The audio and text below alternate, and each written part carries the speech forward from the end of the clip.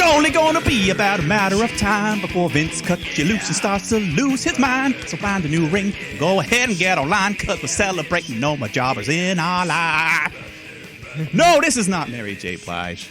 This is myself, Mike the Shoot Shepherd, joined as always by Cameron, the Releasening Part 2 Osborne. Bow, bow, bow, bow, bow, bow, bow, bow, bow, bow. That's right. We're just gonna jump right into that because I mean that was the Mary J. Blige inspired opening. A year to the day from 2020, we had our second mass releasening. Who could have seen the COVID era? Who could have seen that coming? to the day specifically. That's incredible, if you ask me. I've heard that it's because like April 22nd is their quarterly something or other. Oh, that's funny. Like, oh, let's cut a bunch of money at the end. It coincides with something or other. But yeah, Mike, like you said, the Releasening Part 2, the horror movie of the year, by the way. the thriller event that'll keep you jumping from your seat. Yeah, trying to find a new one. Okay, Mike, so you've probably got the list right in front of you? I do. It is as follows. And I like that they ordered them kind of by importance. Yeah. So, you'll be able to see how they value you. Yeah, so let's go. We got Samoa Joe, Billy Kay, Peyton Royce, Mickie James, Chelsea Green, Tucker, Kalisto, Mojo Rawley, Bo Dallas, and Wesley Blake. So, yeah, a couple big names. Obviously, the Samoa Joe and the Iconics. That's what upset me the most. But, the Wesley Blakes, the Bo Dallas of the world, we were all waiting. And then everyone else is kind of in the middle. You know, Chelsea Green never really got a chance. Mickie James, the veteran. Okay. Tucker, we all know about Tucker. Poor guy. Chelsea Green had a lot of injury problems, I feel. Yeah, I mean, if she never got injured, who knows what happens here. But yeah, I don't know. That's exactly it. Tucky, poor Tucky. Mojo Rawley, but Bo Dallas, what was he doing there anyways? Yeah, I think they just kept him around like, your brother's Bray, your dad's a Hall of Famer. Well, I think, and I think one thing that's kind of funny would be the transitioning away from live shows, meaning that like everybody is wrestling way less. This is probably ideal for a lot of people, right? They have 1, maybe 2 matches a week if you're Ricochet and you're on fucking main event. If you're headlining Tucky, headlining main event every year. But yeah, I guess if you have people and you're not paying them, and you're not, then what's the point? Or sorry, you are paying them, and like I get it. I get it. I get it for half, 2/3 of this list. But like I said, Samoa Joe. I mean, whatever.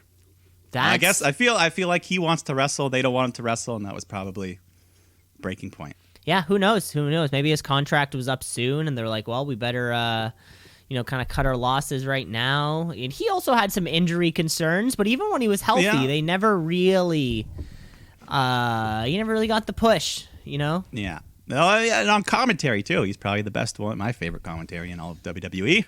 Yeah. So, I don't know. If I'm AEW, I'm getting Samoa Joe right now. Whether he wants to wrestle, whether he wants to hang out, do what Taz does, either way, you want Samoa Joe on your brand. Oh, I mean that's the no-brainer, right? Yeah. I mean, it sort of seems like a couple of the names on this list. I certainly see the Iconics, maybe. I hope so. Yeah, they're hard to say. They really are kind of Chelsea Green, but these people I see, AEW or Impact, or Chelsea can join her husband Matt. Samoa Joe could do a Jon Moxley thing and sort of be on a little bit of everywhere. Who the heck knows? Yeah. No, if this means we'll get to see Joe wrestle soon, then hey, that's fine. Yeah. The Iconics, they already split them up, but either way, I'm sad because I love them.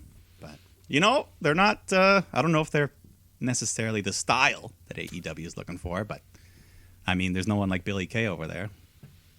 Yeah, there's certainly no one like Billy Kay, and Peyton Royce is pretty good. She was hanging with, she started to hang with the likes of Asuka, Charlotte. Like, that skill level is leaps and bounds beyond where the AEW women's division is right now.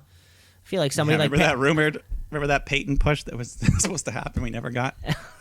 Like, we're splitting up the Iconics and Peyton's getting a big push. Yeah, I think you felt that one coming and it just never happened. No. But yeah, I mean, that's the list. A couple of the they're all going to be fine. They'll land on their feet. But, some. Well, I think either way they're going to have to wait the old 90 days, no compete. I'm sure the whole 90-day thing. But yeah, like where in the world Kentucky fit? Kentucky or Wesley Blake. No one wants him. Yeah. Did Cutler survive? How did Cutler survive? I don't know. Cutler and Riker. Riker's on TV. And Bo Dallas. Bo Dallas is also an ultimate, like, yeah, why were you paying him anyways? Like, imagine if your job, like, let's say, I don't know how much these guys get paid. Let's say Bo Dallas makes at least $60,000 a year. Yeah. Let's just say. Imagine if you got $60K a year and you haven't, like, done it in a year. Like, he made so much money over this past 12 months not having to do anything. Yeah, no travel, no nothing. I wouldn't pay someone to do that. Well, all the best. All the best to all those people, I guess. Yeah, one name that I thought might have been on this list that didn't was Mr. Aleister Black, who we haven't seen in a while. Yeah. Not that he deserves to get released, but for his sake, like they're not doing anything with him. Yeah. But that's the way she goes. It's about I don't know, about the same as last year, right? I guess like last year, Rusev was the big name, or Rusev was the big name. The Kanellises. Yeah. I think. Oh yeah, the Kanellises. And well, I think actually also last year, I remember there being a lot of, or like the perception of backlash or hate towards WWE for letting them all go. Yeah, because that was like 2 weeks after COVID shut everything down. And then this one came around, and no one's like, "Oh, you bastards." Yeah, it's not as big as it's a different perception, I guess. Yeah, maybe like 2 weeks after the pandemic, getting like fucking let go unceremoniously. Yeah. That is a little bit different than a year later, finding yourself in a similar situation. It used to be an annual thing. Like every year after WrestleMania, they'd do their house cleaning, and then they kind of stopped for like 5 or 6 years, and then they started up again last year. Yeah, very much so different that New Japan always ends at Wrestle Kingdom. It always, like, that's when it's over. That's when that kind of, like, that season is done, and then we really pick up when, you want new names or names that are leaving or something like that. Yeah. Oh, well, all the best to them. Of course. I'm pouring one out for you right now all over my floor. Oh, yeah. I'm going to have to clean that up later. That's great stuff, Mike. Before we move on, though, we got to cover actually a little bit of information from last week that we missed. So we're in a little around the ring section, and we're still doing it right now. So we missed one bet last week. We missed the bet for total runtime for both nights. Oh, of course. Okay, we did forget this one. So I guessed 8. That would kind of be capping it off at 4 and 4. Mm-hmm. Ish. Mike, you guessed 655. Yes. It's a good guess, Mike. And the total main card runtime for both nights combined together 6 hours, 55 minutes. Oh! 59 seconds. Oh, I just made it. Mike, this will never happen. This will never happen again. This has we to forgot the bet. Now everyone's going to think it's fake. This will have to be one of those once in a Mike, are you going to strike gold? Are you going to strike gold twice for next year? I don't know. We'll definitely have to bring the bet back. I will say one thing. You know what? I got to give a keep going. I got to give a shout out to the rain delay for making this possible. It did. That is correct. Yeah, that was an extra 20 minutes to put me right on the dot. An extra 24 minutes and 33 seconds. Oh, you got the full rain delay to be exact. But yeah, we're including the rain delay because the event started. It was part of the show. It's what's going to make. We had the intro. We had Vince come out, and then we went back to that. It's what's going to make WrestleMania 37 different. If you want to keep talking about numbers, the 14 matches over the card lasted 2 hours and 57 minutes and 17 seconds, which is roughly 42.6% of the show. Mm-hmm. Which better than a football game. Not quite as good. The best, or in recent memory, it was WrestleMania 36 Night 2, which had 57% of the night were the matches. Because remember, they were just piling those things on, trying to make everything work. It got low. WrestleMania 34, only 42% of the card. Where and I think that was the one when we were back in New Orleans again. I think that was the Shinsuke Nakamura dick punch. Yeah. So and then 41% at WrestleMania 31. So it's weird how those numbers kind of fluctuate a bit, but certainly having 2 nights, I mean, we didn't necessarily we got way more wrestling last year at WrestleMania 36. Yeah, less. I mean, the whole thing was smaller. The entrances are quicker. It's just the way she goes. Yeah, just the way she goes. Well, there you have it. Just want to round off that bet. We'll keep that all for next year, so we can be sure to kind of it's in the record books. That's really all it's got to be. Yeah, no, we got big shoes to fill next year. Big shoes. Maybe I'll have to guess the seconds as well to make it more precise. Yeah, the seconds. I can't believe that. Well, there you have it. Congratulations, Mike. Let's get into the wrestling week, shall we? Let us begin with the tweet of the week. It's the tweet of the week. It's the tweet of the week. This week's tweet of the week champion is going to of course, the Releasening part 2. It's going to be about that. Everyone, they're jumping on everybody was saying things from Twitter verified Mickey James to not Twitter verified Tucky. He doesn't get the check mark. He doesn't have the blue check. He doesn't have the blue check mark beside him. To Chelsea Green, to Samoa Joe. Everyone was saying the right thing. My tweet of the week champion really goes to the one person who I think just kind of got what we're all thinking about Samoa Joe. In one tweet, that is none other than soon-to-be mom, Mrs. John Moxley, Renee Paquette. And she said, how do you drop the ball on Samoa Joe? How? How do you drop Mike, how do you drop the ball on Samoa Joe? Well, you call him up from NXT and you put him in Vince's hands. Like, imagine having Samoa Joe. We'll always have his NXT run if you want to think about WWE Joe, I guess. Mm-hmm. And he had a couple. I mean, the feud with Lesnar was fun. The feud with AJ Styles. Few and far between. That one was a lot of fun. Oh, yeah. Wendy. Did he? I think he fought Roman once. I can't remember. Maybe not. Maybe I just wanted that match. Battle of Samoans. We got that in a Fatal 4-Way. It was Brock, Roman, Braun, Samoa Joe. And Joe. Okay. Brock left like immediately after going through a table and then came back at the end. Classic Brock Lesnar match, Yeah. Congratulations to Renee Paquette. Still waiting for that. Still waiting for that baby. Still waiting for that. Little Moxley, little Rhodes. Are they going to be a tag team or are they going to be rivals forever? I don't know. Are they both baby girls, baby boys? Do you know this information? I do not. Okay, neither do I. Brandy and Cody revealed it, but I don't even care. I don't remember. Oh yeah, it was on an episode. Shit. Yeah, I already don't remember. Oh my god, I already forget. Well, let's get on with the wrestling week, shall we? Let's go to a show where Cody Rhodes is not on. Just to start off, let's talk about NXT. NXT, what does it mean? I don't know, but it's some good wrestling. So NXT, watch and see. Gotta tap out a count out of 1, 2, 3. That's right, the first ever, well, not ever, but permanent Tuesday edition. Now we don't have to decide. It also makes sense, the T, NXT Tuesday. I can remember it a little bit better, where AE Wednesday.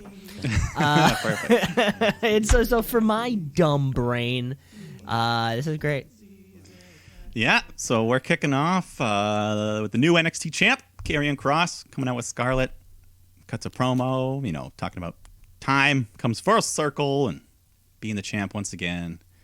Puts over Finn as one of the best ever, the great title reign he had, but I'm in command now until I say so, and he's ready to take on all challengers. This felt like an opportunity to be a great promo, and it felt opportunity. Opportunity. Yeah. Here's what I'm gonna say. It felt weird. I don't know. It felt super scripted. Yeah, which is something I'm not surprised about. Yeah, Kross, I don't think he can carry it on his own as well. I mean, I think that's why they have Scarlett with him so closely. But yeah, I don't know. It does feel like he's just reciting lines as opposed to speaking from his characters. Yeah, I need to go back and watch pre-NXT Karrion Kross to see to see if it lines up. Is it the telling? Is it what's being written down? Because the first promo after your monstrous champion comes home to reign, like that's got to be big, and fell a little flat for me. Yeah, that's like okay. I've been saying the last couple of weeks, Kross needs to win me more over. Yeah. Well, that's it. Win me over, baby. Win me over. Win me over. Oh, I'll win me over. But we've got some championship action here. Ooh. The NXT tag titles on the line. New champs, MSK, defending against Killian Dane and Drake Maverick, who they earned that shot on the pre-show last week. Mm-hmm. But, they're still mostly a comedy team, so put up a good fight, but they're not gonna beat the new champs this early here. So anyways, get a bunch of nice high-flying moves. Eventually MSK hit the up and over, get the win, retain the titles. Then they celebrate and they leave. But while Dane's still in the ring, Alexander Wolf comes in, former teammate Insanity. But then the other members of Imperium, Eichner and Bartel, come in as well. They beat up Dane. And then, they all just do the Imperium pose. Without, obviously, Walter's not there. He's going back. Walter's gone home. That was it for us. Yeah. But, a little tease here. I don't know, Dane and Wolf, that Sanity, the peak of their career. I know. With Dane's career. With the Undisputed Era not in play anymore, this whole tag scene is wide open, right? Yeah. There's always been the constant looming presence of, Bobby Fish sneaking in there. We're still waiting for that guy. We're still waiting for Bobby Fish. Can't wait for him to come back with more tattoos. Anytime he leaves, he always comes back with more tattoos. Yeah. I guess. And MSK too. They need to kind of win me over. Yeah, I like them, but I think the crowd doesn't like them that much. They're kind of... They were getting some boos, I believe, correct?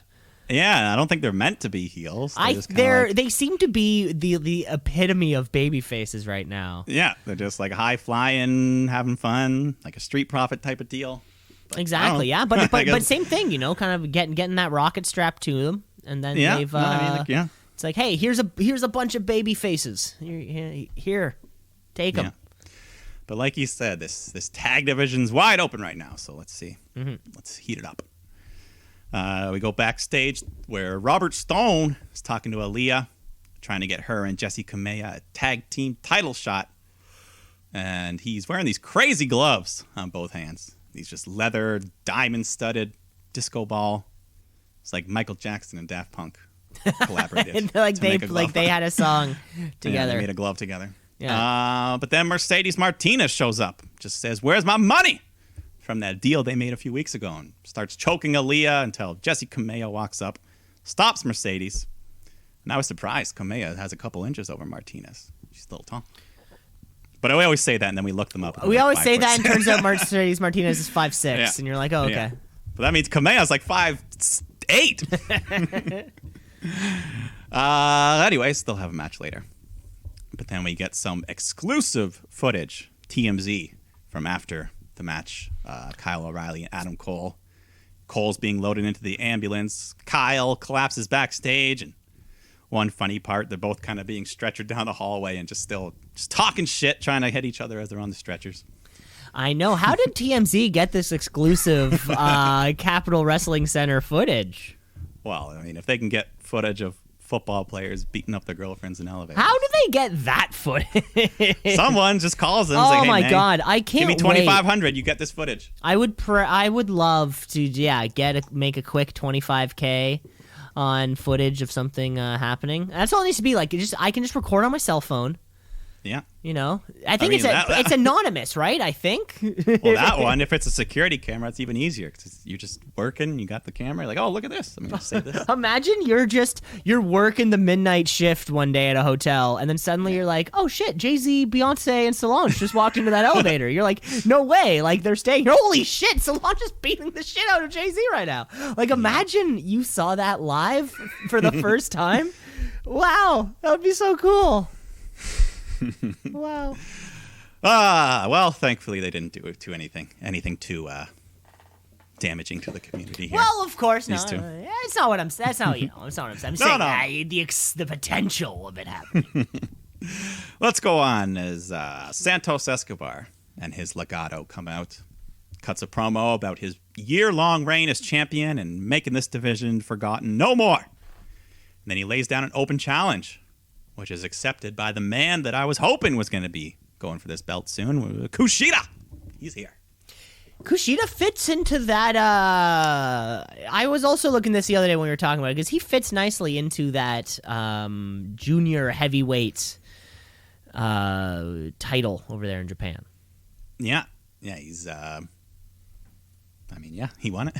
Mm-hmm. So yeah, we're getting the cruiserweight title match here.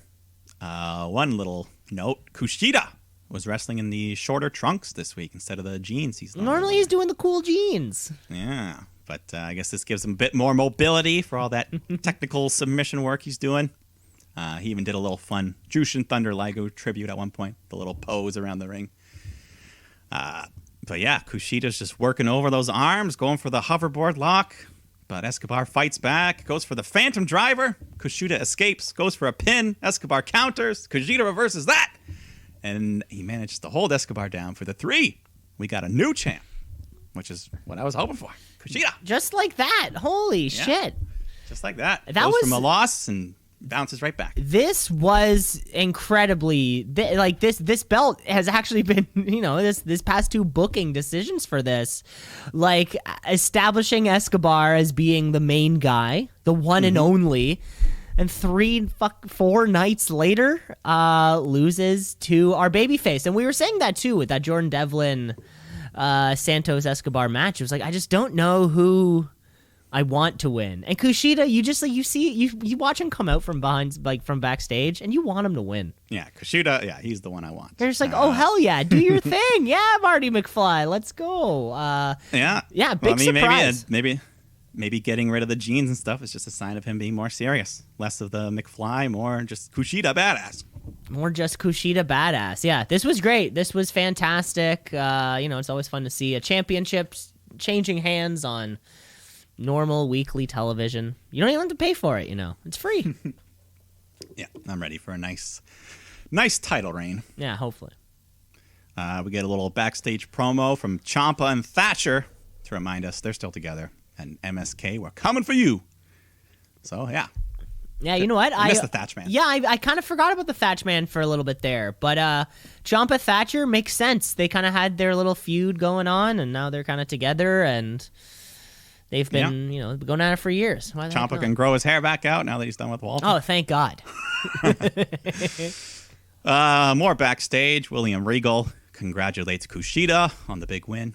And then Jordan Devlin walks up, says he's the man to beat, but he's going to go back home to the UK for a while. But he vows to be back to challenge again. Which I thought, odd choice. Yeah, I mean, either kind of like, I guess. I'm like, okay, whatever. Yeah, I mean, he could have. I'll just forget about you. He could have not told us that, right? Yeah, just show up and then show up because I'm always gonna remember. Well, he's gonna be back here eventually. Yeah, I thought that was a bit of a weird choice, but hey. Oh well. Oh. We cut back to the ring where Dakota Kai's out there to give us an introduction to the new NXT Women's Champion Raquel Gonzalez, who comes out looking great, crowd's chanting, you deserve it. She just cuts a promo about the big journey she's been on, busting her ass, training hard this past year, getting better than ever, becoming the champ. She puts over her partner Dakota, for recognizing the dedication and helping her get to this point. And she even gives respects to Io for being a great champ. But the Gonzalez era has begun. And then the lights shut out. We get some sparkling lights. A spotlight appears on the ramp. And it is Frankie Monet. And she's got her little dog, too. I was pumped about that. So she comes down to the ring, just kind of formally introduces herself, says the best division on the planet just got shinier, bougier, and a whole lot better. And I'd say a little bit cuter, too, thanks to that dog. But Raquel just lets her know, if you interrupt me again, I'm going to shove that pooch straight up your Spanish word for ass. I don't know what she said. Shove it straight up your... Could have said cooch, though. She could have, but they Spanish. Frankie says, I'll see you every single Tuesday, and then she leaves. So, hey. Yeah. I didn't know much about her ahead of time, so I didn't really look her up. So, yeah, this was a little bit of a surprise. I mean, we knew she was coming, but I didn't know exactly what she looked like or anything. Well, yeah, and WWE does this thing now, or at least the Performance Center does. Whenever they sign a new group, they always, like, send out a photo. Mm-hmm. And then you're kind of like, anytime you're like, oh, it's that person from the photo. Yeah, like it's this. And then you're kind of like, oh, yeah, Impact. And then you kind of, you're like, oh, I've seen you around. Yeah, that face. I know that face. Places. But this one, I didn't. I don't think. She's well, yeah. Line up your your wrestling couples gauntlet match, because that's John Morrison's beau. Oh, how nice! His bae. His bae. His bae. His beau. His bae and his beau. Also, about the Thatch Man, Timothy Thatcher and Walter. The match is out. The match is out there. We just need to. I want to see that again. 2021. Oh, I haven't even seen the first one. Thatcher Gulak. Oh, it's out there, baby. All these Evolve. Go back and check it out. Well, the whole network's on the WWE, or the whole library's on the WWE network. Evolve. It's all there. Oh, Thatcher and Walter versus Angelico and Jack Evans. What? What a match! But we're not done with these women, because all of a sudden we get the new Raw Women's Champ, Rhea Ripley, coming out. She gets in the ring, gives Raquel a hug. They clank their belts together. And then the SmackDown Women's Champion, Bianca Belair's here. With her belt, just kind of for a little curtain call, we get a nice moment of the three NXT greats posing with their belts together. Just to kind of show who runs the wrestling world. The wrestling world. NXT does. Yeah, these three women. This was this was a weird one for me, because I thought, it was. Well, because first of all, it's like it did two things without like really explaining it. Like I thought Rhea Ripley was heel, coming into that Asuka match for sure. I mean, that could make sense if Raquel's a heel. I thought Raquel was heel too. Yeah, I mean, So those two can make sense. But then Bianca, why was Bianca there? Yeah, that was. But then the way that they, I don't know, a heel doesn't smile like that.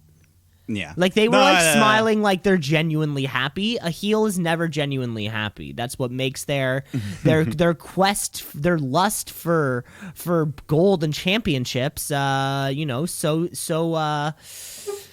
damning. Yeah, I think this was just a case of them wanting to pull back the curtain a little bit, like they do now. I wonder what we will see next week. Yeah, when it does come to are these just going to be these three babyface champions to take us through the promised land? I don't know. I don't know, but maybe it was also just first NXT on Tuesday surprise. Of good point. Could be anything like this. Yeah, but we got more debuts coming, because we got another hype video for Saray, who will debut next week. I have seen a couple clips of her. So okay. Maybe it could be another one of those faces that you recognize if you have seen the photos. I think just another prominent wrestler in the Japanese scene, I think. Perfect. But then more backstage, William Regal meets with Roderick Strong and his wife Marina Shafir. And Roddy hands over a slip of paper, which looks to be his resignation. Just tells Regal, I'm done. Regal says, you're the ultimate professional and you're welcome back here anytime. But where are you going, Roddy? NXT's this way, Roddy. Where are you going? But yeah, it would seem that the call-up, I guess, is imminent.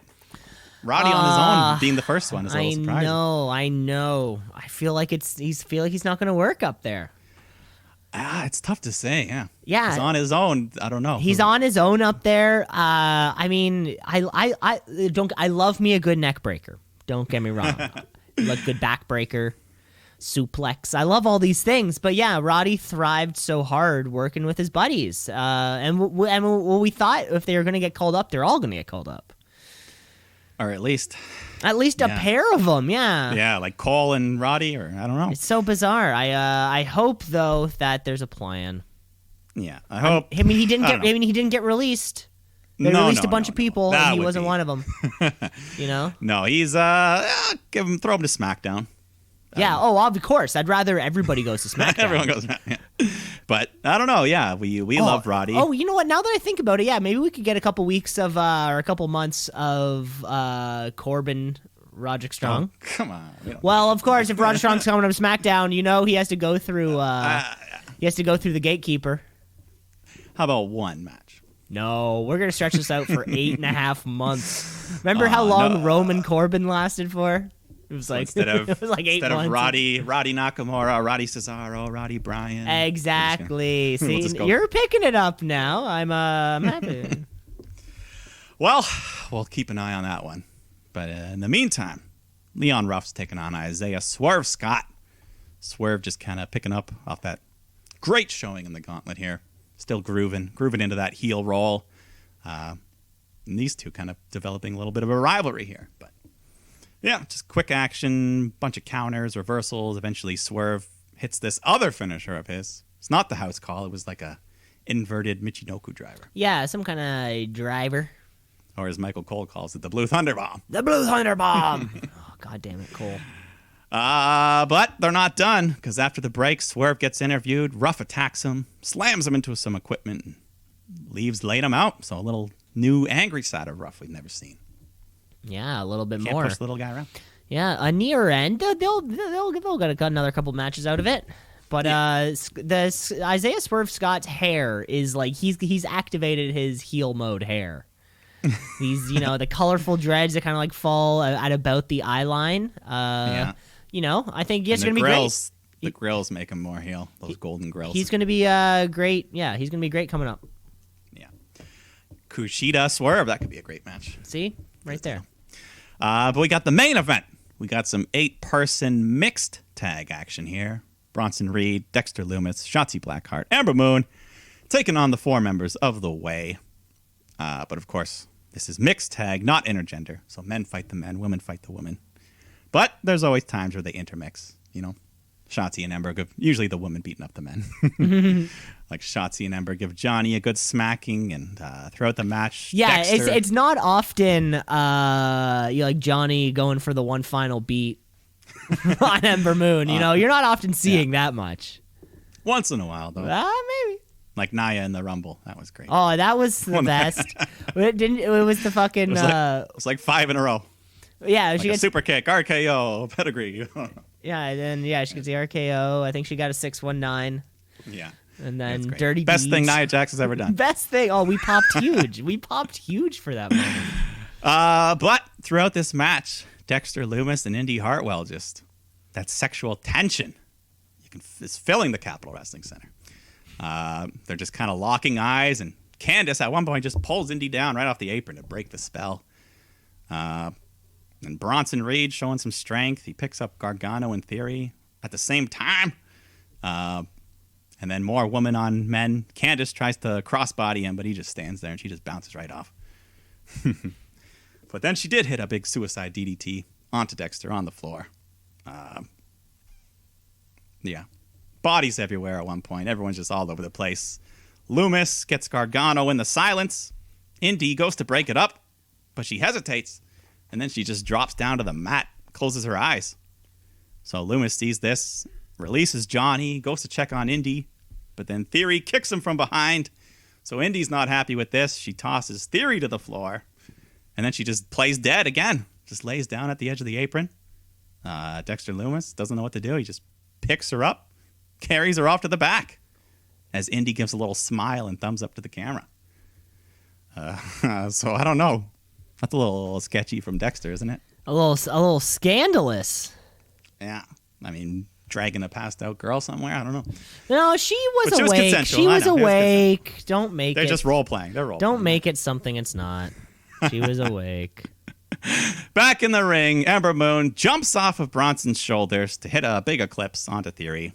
And then soon after, Bronson hits the tsunami, gets a 3 count. And the win for the babyfaces. Yay. Man,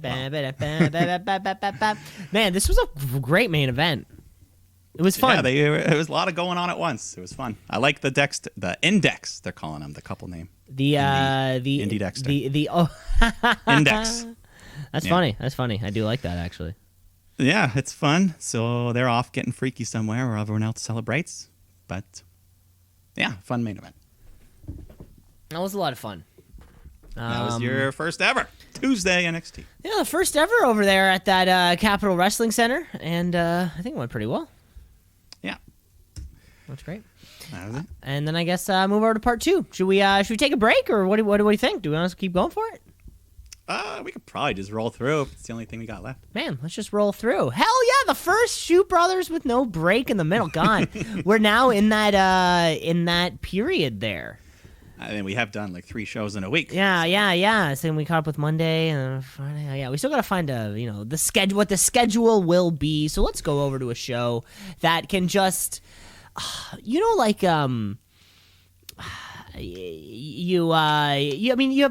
have a sized bed at your house, correct?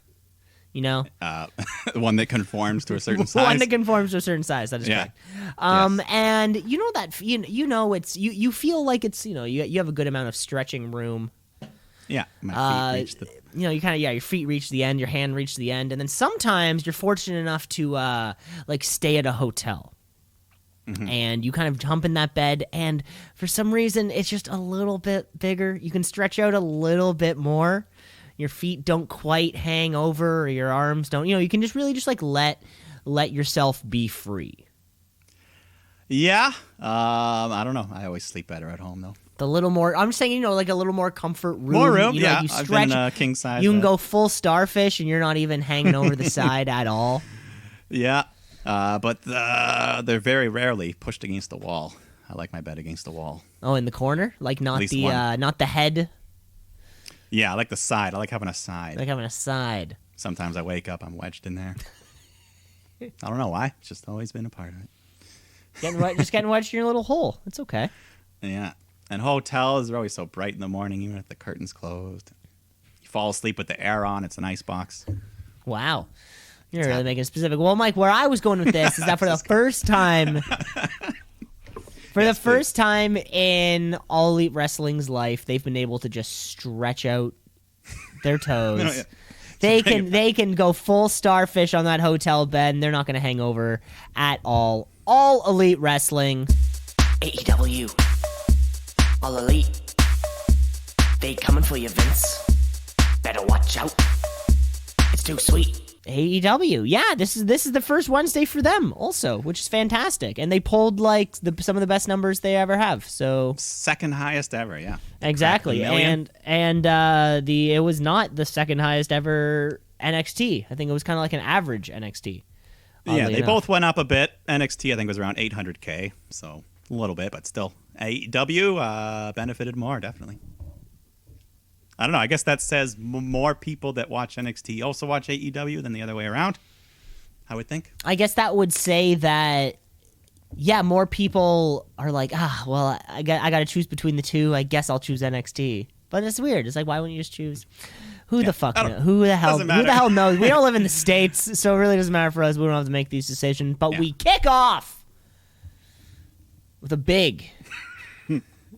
Well, okay. Well, I think we actually kick off like a little video package. There's the Young Bucks. Well, there was one. Yeah, they just kind of teased. They were cutting up their old colorful gear, saying we're going to be a new, better version of the Bucks. So. Yeah, that's about it. That was about it. That's what I was thinking. And then, as you were. Or weren't you hyped up about? Oh, I was hyped for the action that was happening inside of Daily. There was another intro too. There was another second intro. I don't like these double intros before AEW. I just want to get to my tag team wrestling. Is that too much to ask? But I guess they paid the big bucks to bring in Iron Mike Tyson, so he gives us a nice little welcome to the show. And then MJF comes up, tries to mend some fences, and I don't know. Jericho. Tyson's not buying into it.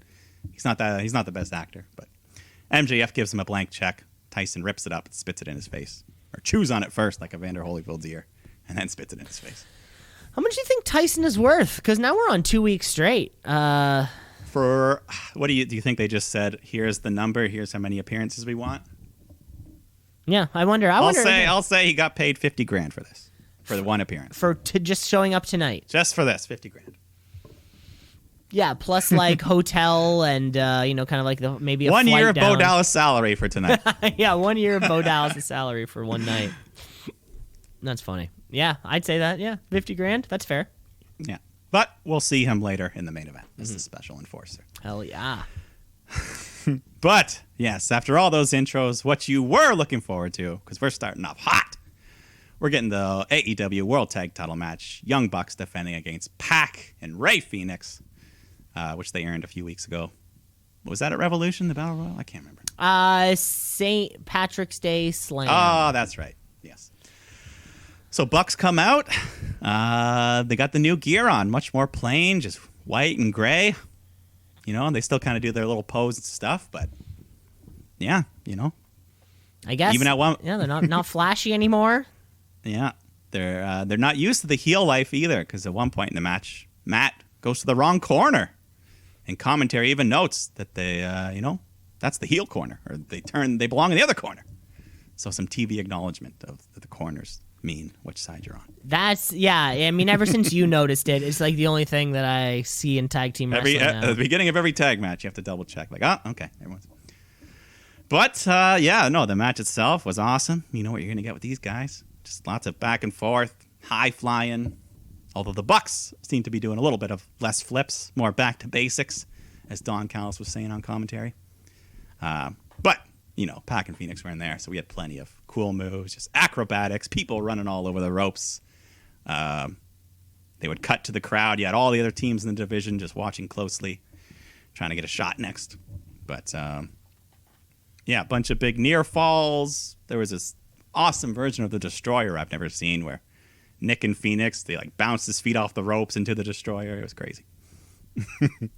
Yeah. Anytime now, Destroyers. Anytime. Destroyer's always good. But now they're in 2021, they're what can we do to make it even more crazy? Well, how do we up a Destroyer? Yeah. We get some double reverse Ranas on the floor. Pac hits the Black Arrow, but Matt breaks up the pin. Nick recovers. He kicks Pac in the balls behind the ref's back. Phoenix tags in, goes for a springboard, but he gets super kicked midair. And then Nick shows the ultimate disrespect by ripping off Rey Fenix's, rips his mask off his head and just throws it away. So Phoenix has nothing he can do. He just has to cover up his face. Can't defend himself. Now he's blinded. And the Bucks just hit a big double super kick, knock him down, get the 3 count, retain their belts. But what a hard-fought match. This was 25 minutes, just pay-per-view quality. Oh, yeah. So if you want to kick off a show in any hotter way, this is just the best way to do it. The arrogant Bucks, are fun too. They've been on this kind of are they heel, are they not, for a little while now. And Phoenix, Pac. That's what that's what I was saying last week. This is what I want from the Bucks. If you're gonna go heel, go all the way. And now it seems like they're committed to it. Yeah. Yeah, it really does. What a big match. And the Young Bucks, no signs of slowing down. Yeah, no, this was awesome. Mm-hmm. Love it. We go backstage. Alex Marvez interviews Hangman, and he's with the Dark Order. And he asks Paige about the Bucks and Omega. But Hangman just says, Johnny Hungy's shoulder's rehabbing well, and I'm going to go get the boys some egg rolls. And he walks off. And Alex is just that wasn't my question. And then Silver slowly raises up his injured arm as the rest of the Dark Order cheer him on. Yeah, stagnating a little bit now that we can't get, our guys in the ring right now. John Silver's a big part of this. What's the status on it? Do you know it? I don't know at all. Didn't he, it was in that match against Darby, I think. Yeah. A little while back. I think it was a TNT championship match. Yeah, a few weeks, maybe a month ago. Yeah, but I don't know. Yeah, hopefully though, seeing them back in the ring too soon, because they deserve to be more than cheerleaders. Certainly, yeah. We can't go heel. We know that much. No. But it's nice because we're still in our first hour and we're getting a women's match. Red Velvet taking on Jade Cargill. Both women undefeated this year, so something's got to give. But, yeah, Velvet's looking good, getting real aggressive, trying to get revenge for all those backstage assaults. But Cargill just got that superior strength. She fights back. Velvet goes for a big moonsault off the top, but Cargill avoids, picks her up, hits the glam slam, which they're now calling the Jaded. So that gets her the win. The Jaded. You got to mind.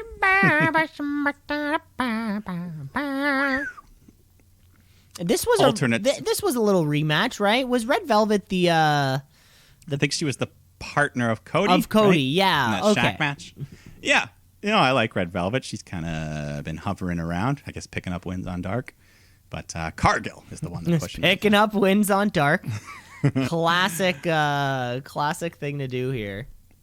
Well, speaking of, we go backstage for Brit Baker and Rebel to give us an update. They got a chart with the women's power rankings, and Brit herself has been picking up a couple wins on Dark because, I mean, with that last match there, she's about to be in the number 2 spot, getting real close to the number 1. Okay. So, just in time for Double or Nothing, I'm hoping. Yeah, that's May, right? April, Yeah. May, about a month. That's plenty of A time. month-ish. Yeah. Plenty of time. But in the meantime, we got Anthony Ogogo taking on Cole Carter. But this was really just a quick showcase match for Ogogo. He ends up just hitting this massive just body shot onto Carter. And that's it. The ref stops it. TKO for Ogogo. Just done. Yeah. just done. Is he a former fighter, Ogogo? I had no clue who this guy was. Because, I mean, they really sold that. That made, like, Mike Tyson should be landing that body blow to end the match. I mean, it didn't look devastating, even though it was portrayed that kind of way. Yeah, it was kind of, that's why I thought, like, is this guy a former fighter or something? But I don't know. Could be. It was not the Walter Chop. It's not as believable as that for a finish. But the factory coming up. Oh, yeah. They're coming up. When your buddy, I always forget his name, the big hairy guy. Nick something. You don't even- Nick Camarado. Camarado, that's it. Yeah, he's in there. Yeah. But My big hairy buddy. but in the meantime, I was wrong. It's not the main event. We've got Chris Jericho taking on Dax Harwood. And this is where Mike Tyson comes out. Special ringside enforcer. And he's flexing that power early on in the match. Jericho goes to grab a chair, but Tyson just snatches it away. No, baby. But the distraction allows Dax to nail Chris. Gets an advantage. But, Tyson plays it fair. Because later Harwood tries to grab the bat. Tyson takes it away. But one thing that doesn't get stopped is when Jericho just stabs Dax in the head with a pen. No DQ for that. Obviously. Obviously. But, and then he smashes him in the head with the camera at one point. We got another one of those classic Jericho's middle finger to the crowd, or to the camera. To the camera. He loves cameras. He loves holding those cameras. He loves doing that spot. Yeah. It's funny. Lots of big chops getting thrown around. Jericho especially. His chest was all red and raw here. But then he locks Dax into the walls of Jericho. But Cash nails him in the head behind Aubrey's back. So chaos erupts as both the Pinnacle and the Inner Circle start spilling out from the back. Everyone's brawling. Amidst all the craziness, Cash grabs the bat. He's ready to hit Jericho. But Mike Tyson steps up, drops him with a quick 1-2 right jab. Boom! Drops him down. Back in the ring, Jericho escapes a pile driver, hits the Judas effect, gets the win. And afterwards, the Inner Circle celebrate with Tyson, and Jericho says Mike Tyson is an honorary member of the Inner Circle. Or he used a different word. I forget. It was like incinerary, I forget the word. But he's an honorary member of the Inner Circle. Just like he was with DX. Until he punched. Yeah. Who would win, Inner Circle or DX? Well, in their prime? Yes. It's hard to say. It's hard to say. Probably DX. But let's move on. Because we've got the returning Chris Statlander. Her first match back in over 10 months. Chris Statlander's taking on Amber Nova here. But yeah, Statlander's been one of my favorites in the division, so good to see her back. And, she's with the Orange Cassidy, the best friends, all coming out to the Pixies once again. Might as well let them all use that. Get all you can out of the license. Yeah, I noticed somebody else had a track on like an episode of Dark that I was watching. Oh, yeah? Like Another it was license? like another kind of like radio song. Maybe it was like Jurassic Yeah. Express or something. I can't quite remember, but I was flicking through Dark. I meant to like text you and like this is happening. But you did notice the Pixies this week. Yes, right? I did. Yeah. Yeah, it's a great song. But in the back to the match, Statlander. She loves doing her boops. She gives referee Paul Turner a nice welcome back boop on the nose. Boop. But yeah, the action was good. Everyone's moving nice and quick, showing no wear and tear from that torn ACL she had repaired. Yeah, so eventually she hits that supernova tombstone pile driver move to get the win. Welcome back. Where is my mind? Yeah, it was all about all about bringing Statlander back to the ring. Yeah. For her first year She's back, awesome. looks strong. Great. Yeah, hopefully she can kind of go back too. Because I feel like she was, kind of on the up and up when she got hurt anyways. So Yeah, I mean, I think she'd be, if she'd never gotten hurt, she certainly would have had a couple title shots by now. if nobody's taken on Hikaru Shida, it might as well be. Yeah. Who, like, she's on TV like 10 seconds a week, Sheeta. 10 seconds. I know. What the hell's going on over there at AEW? Ay. What the hell's going on over there? We got to figure this out.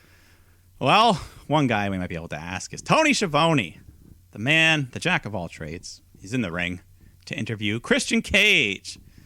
And I'm just thinking, thank God it's not Sting. Yeah, thank God. I think this might have been Sting's first non-interview in months. Possibly. So Christian, he wants to outwork everyone, looking for challengers. Then Team Taz comes out to interrupt, and Taz is all pissed off because he offered Christian to join the group and he ignored him. But Christian just says, right now, Team Taz is a dumpster fire, and I didn't come here to fix your problems. I came to win championships. So my answer is no.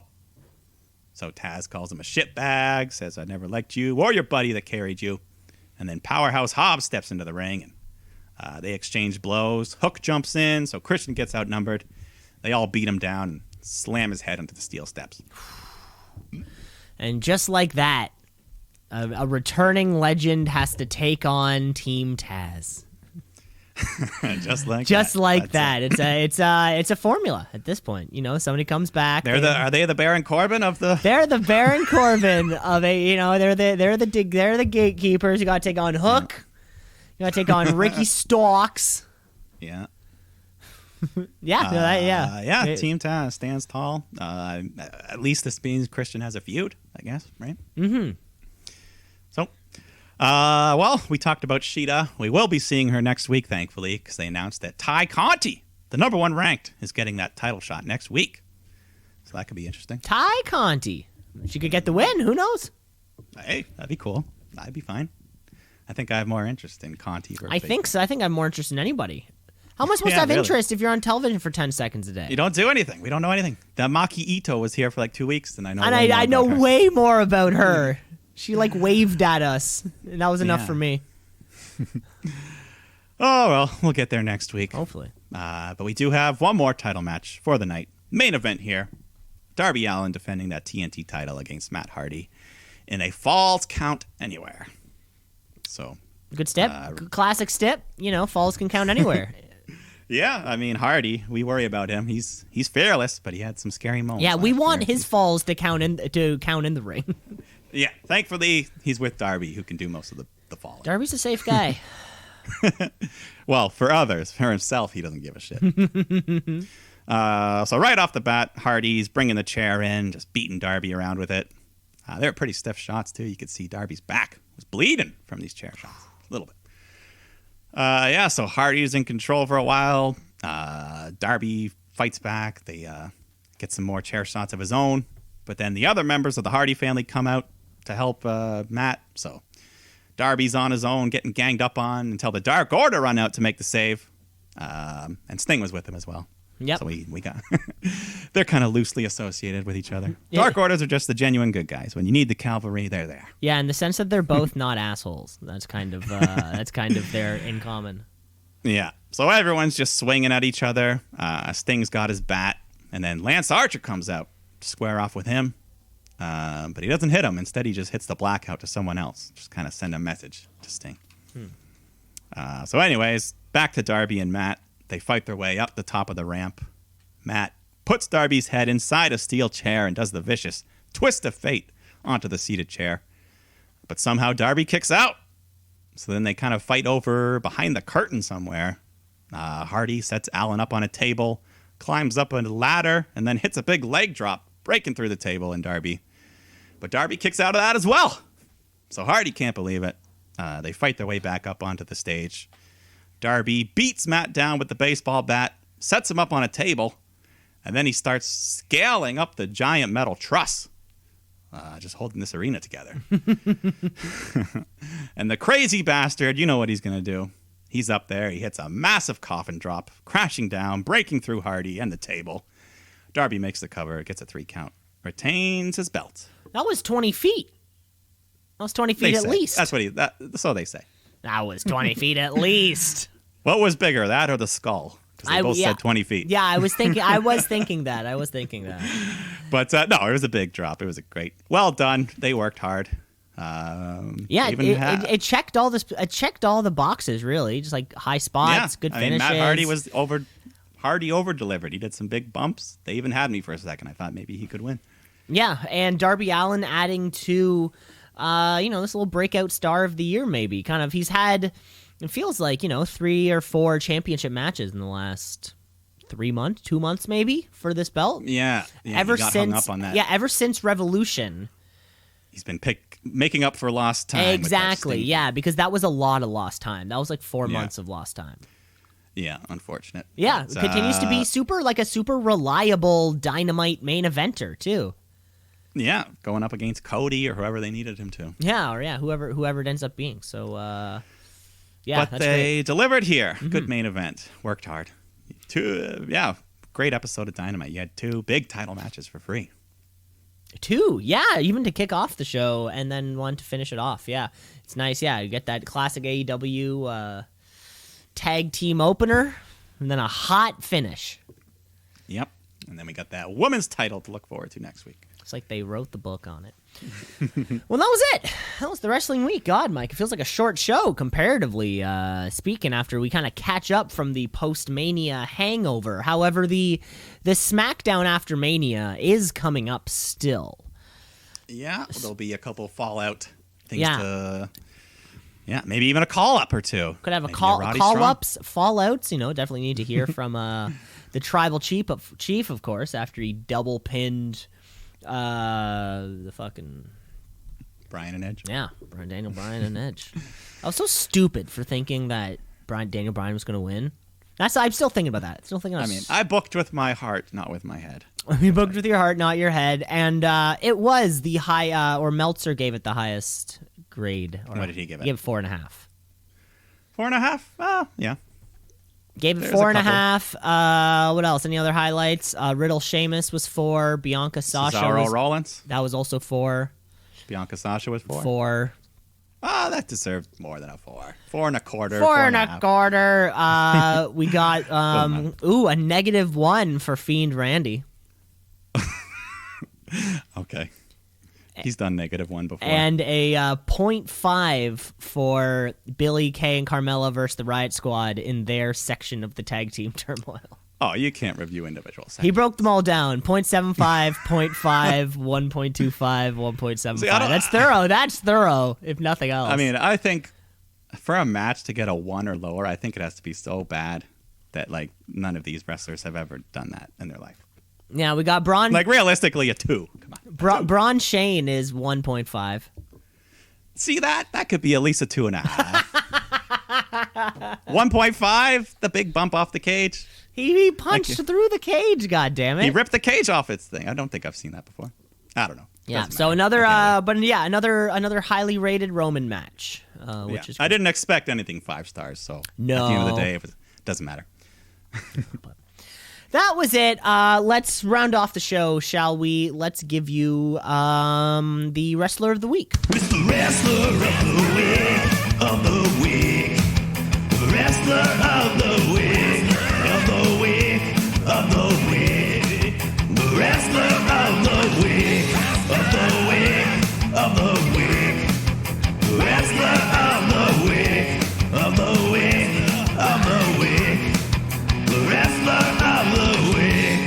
take it this time. You go first. All right. Only 2 shows to choose from. But like we said, we had some good matches in there. 4 titles on the line. So I'm going to pick from one of those matches. I'm liking what I'm seeing. Stay with the dark side. Young Bucks. They're my wrestlers of the week. The Bucks. The Bucks. Yeah, that was a great match. Young Bucks always deliver, don't they? Yeah. Well, I'm going over to the other side of the world over there on the USA Network because there were some fantastic matches where some titles changed hands. Kushida. Yeah. Yeah, I loved coming into that match. I was excited about what could happen. I'm thinking to myself, yeah, Escobar just kind of unified the two. He's clearly the top dog. And then this Kushida with trunks comes in. As soon as someone's outfit is different, that's like a light bulb turning on. I'm like, oh. Yeah. I remember it was like 2 years ago at Wrestle Kingdom when Okada came out with he went back to the old. Went back to the shorts? And he was like, the crowd was like, yeah, the crowd popped just for that. We like, popped so hard when he went back to the little shorts. Congratulations, Young Bucks, Kushida. We'll see who wins it next week. And that's all the time we have, folks. Thanks for listening. Rate, review, like, and subscribe. We are everywhere. And we'll be back next week. Maybe in some kind of a little rhythm, too. Yeah, we'll figure things out now that the craziness is past us. We'll get more back into a regular groove. Exactly, now that we've slowed down. Well, that's all the time that we have, folks. Thanks for listening. Mike, you take care of yourself.